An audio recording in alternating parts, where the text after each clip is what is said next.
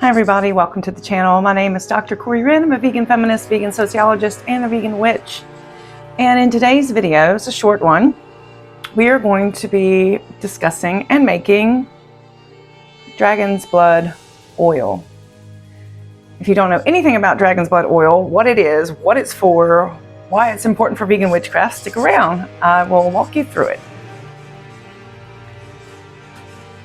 So welcome everybody, thanks for joining me. If you're new here, please do subscribe. That helps the channel to be seen and to grow, and definitely like the video if you like what you see here. So dragon's blood, what is it? Well, there's no definitive answer on what dragon's blood is, but basically it is a type of resin, and historically it comes from all different types of trees. Nowadays it comes from a tree in South America. And basically, yeah, it's just like the resin that comes, the sap that hardens and can be harvested and then used ceremonially, even medicinally by some folks. Let me show you what it looks like. And I've had like three rocks or so of this over the years, and it just lasts forever. So you only need a little bit of a crumble, and you add it on some incense coals, and it will release.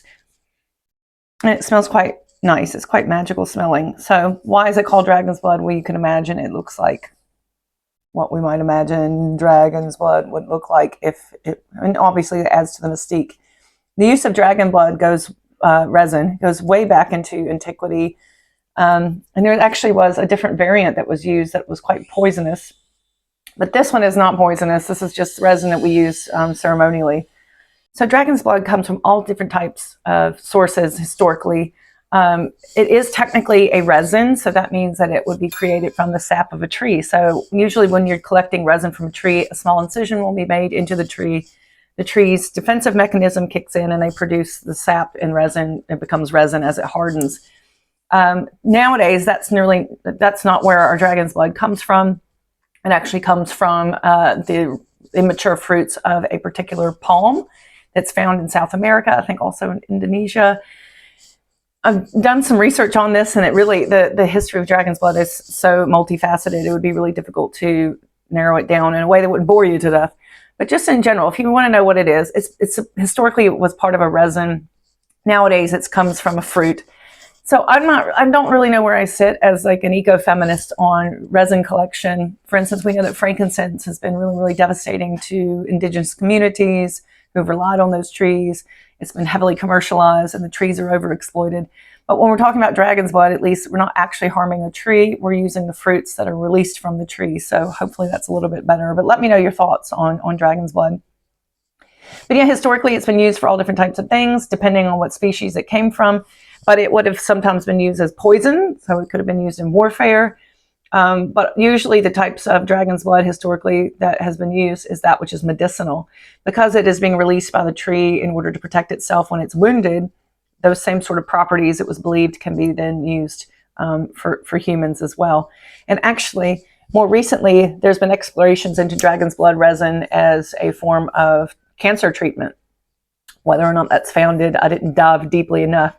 And sadly, and this is one of my annoyances is kind of putting it lightly, one of my great disgusts, is that as natural healing and herbalism has come more into the mainstream, practices that have been in place for thousands of years with indigenous peoples, women, as they become more mainstream, there's been a move in the scientific community, not just to test if it works, which fair enough, but unfortunately to test if it works by killing animals.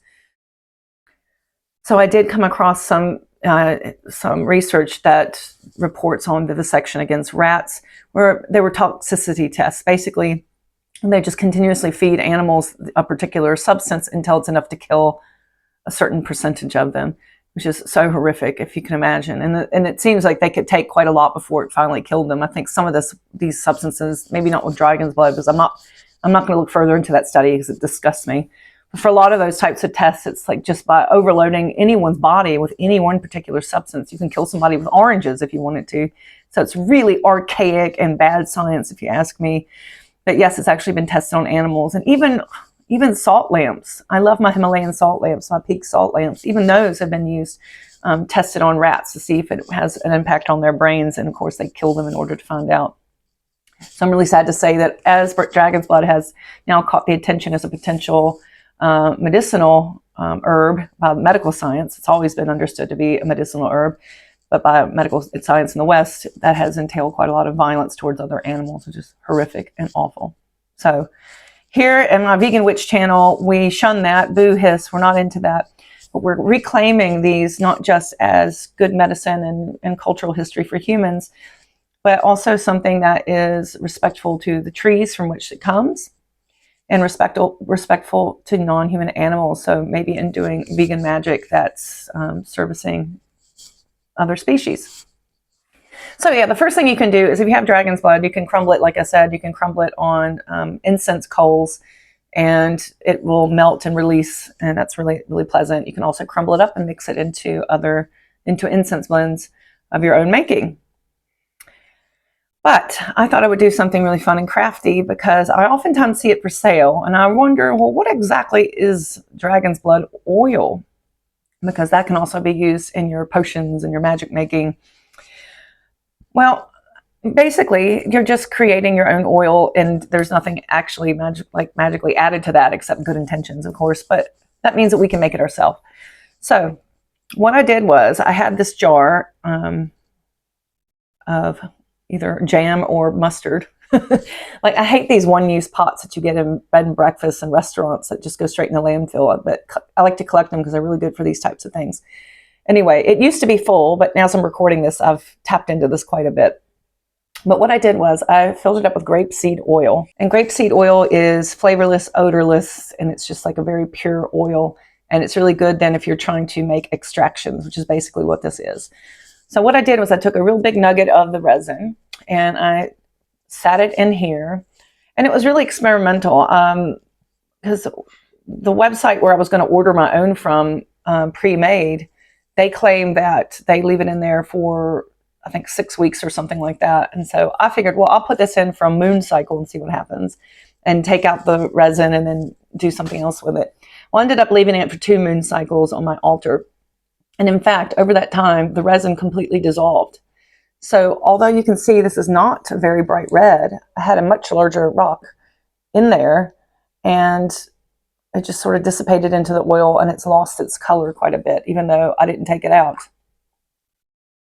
And frankly, you can't you can't really smell the dragon's blood either. And I kind of knew that because when I was looking at almost buying it myself, the people who were making it said, we promise you it's in there, but it doesn't always change the color and you might not always smell it. And it's just the nature of the resin, I suppose. It's there in spirit. Well, it's there in material as well. It's not giving that vibrant oomph that you might want. Nonetheless, the magic is there. It was on my altar for 2 months and it has a whole big chunk of dragon's blood dissolved into it. So the magical purposes are, for magical purposes, it's ready to go.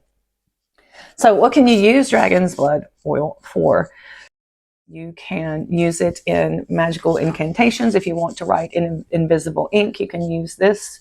You can also use this, as I have used it, in magical sprays. So it's really good for protection. You can also make your own anointing oil. So all the things that we know dragon's blood to be magically associated with: protection, fire, strength, sort of ancient magic, if you will. And for those of you who are into like the magic of Avalon and Glastonbury types like me, then this is also really nice. It harkens onto that old British Isles dragon lore. But it also harkens back to those early days of globalization and early days of global connectiveness when people were bartering and trading precious goods. Dragon's blood was part of that.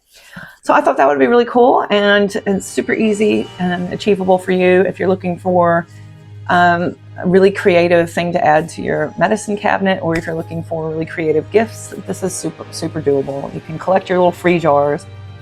I did get a bottle of grapeseed oil from Star Child. I don't think I spent more than 10 pounds on this, and it's quite a big bottle, so you can do lots and lots of stuff with it.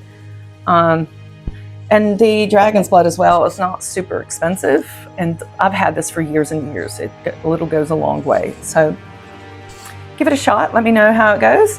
And if yours comes out looking more vibrant and smells more pungent, I'd be interested to know that as well. So I hope you have a very blessed, magical day. Keep it witchy, and thanks for tuning in. Don't forget to subscribe.